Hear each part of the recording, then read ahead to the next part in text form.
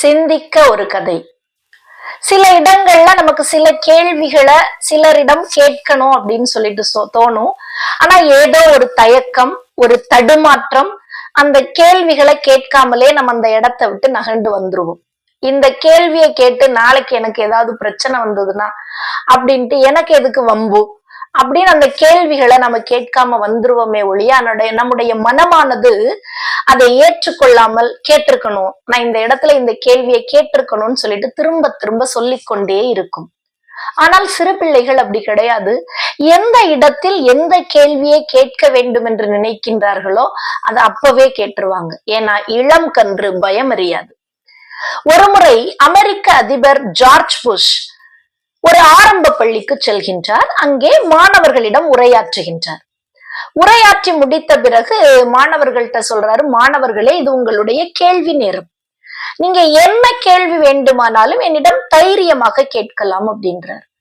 உடனே ஒரு மாணவன் எழுந்து, ஐயா, நான் உங்களிடம் கேள்வி கேட்க விரும்புகின்றேன் அப்படின்னு சொல்றான். உடனே அவரு, உன்னுடைய பெயர் என்னன்னு கேட்கிறாரு. என்னுடைய பெயர் ஜாக் அப்படின்றான். ஓகே ஜாக், என்ன கேள்வி வேண்டுமானாலும் என்னிடம் நீ தைரியமாக கேட்கலாம் அப்படின்றார். உடனே அவன் சொல்றான், என்னிடம் 3 கேள்விகள் இருக்கின்றன. முதல் கேள்வி, ஐநாவின் அனுமதி இல்லாமல் அமெரிக்கா ஈராக்கிற்குள் நுழைந்தது ஏன் அப்படின்னு கேட்கின்றான். இரண்டாவது கேள்வி, கெர்ரி அதிக வாக்குகள் பெற்றிருந்தும் நீங்கள் ஜனாதிபதியானது எப்படி அப்படின்னு கேட்கின்றான். மூன்றாவது கேள்வி, ஒசாமா பின் லேடன் என்ன ஆனார் என்று கேட்கின்றான். இந்த 3 கேள்விகளையும் அந்த மாணவன் கேட்டு முடிக்கவும் அந்த பள்ளியினுடைய இடைவேளை மணியானது ஒலிக்கின்றது.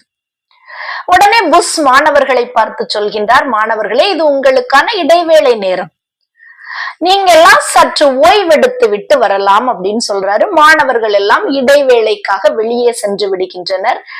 இடைவேளை முடிந்து மீண்டும் மாணவர்கள் ஒன்று கூடுகின்றனர்.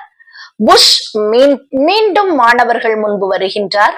மாணவர்களே, இன்னும் யார் என்னிடம் கேள்வி கேட்க வேண்டும் என்று விரும்புகிறீர்களோ கேட்கலாம் அப்படின்னு சொல்றார். உடனே ஒரு துடுக்கான மாணவன் எழுந்து, ஐயா, என்னுடைய பெயர் ஸ்டீபன், என்னிடம் 5 கேள்விகள் இருக்கின்றன, கேட்கலாமா அப்படின்னு கேட்கின்றான்.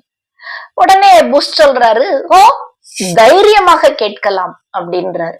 உடனே அந்த மாணவன் சொல்றான், முதல் கேள்வி, ஐநாவினுடைய அனுமதி இல்லாமல் அமெரிக்கா ஈராக்குக்குள் நுழைந்தது ஏன்? இரண்டாவது கேள்வி, கெர்ரி அதிக வாக்குகள் பெற்றிருந்தும் நீங்கள் ஜனாதிபதியானது எப்படி அப்படின்னு கேட்கின்றான். மூன்றாவது கேள்வி, ஒசாமா பின் லேடன் என்ன ஆனார் என்று கேட்கின்றான். நான்காவது கேள்வி, வழக்கத்திற்கு மாறாக எங்களுடைய பள்ளியினுடைய இடைவேளை மணி முன்னமே ஒலித்தது ஏன் என்று கேட்கின்றான். ஐந்தாவது கேள்வி, உங்களிடம் கேள்வி கேட்ட என்னுடைய மாணவன், என்னுடைய நண்பன் ஜாக் இப்பொழுது எங்கே, அவன் என்ன ஆனான் என்ற கேள்வியை கேட்கின்றான். இப்படித்தான் சில இடங்களில் நாமும் கேள்வி கேட்கின்ற பொழுது காணாமல் போய்விடுவோமோ என்ற பயமே நம்மையும் கேள்வி கேட்க விடாமல் தடுக்கின்றது.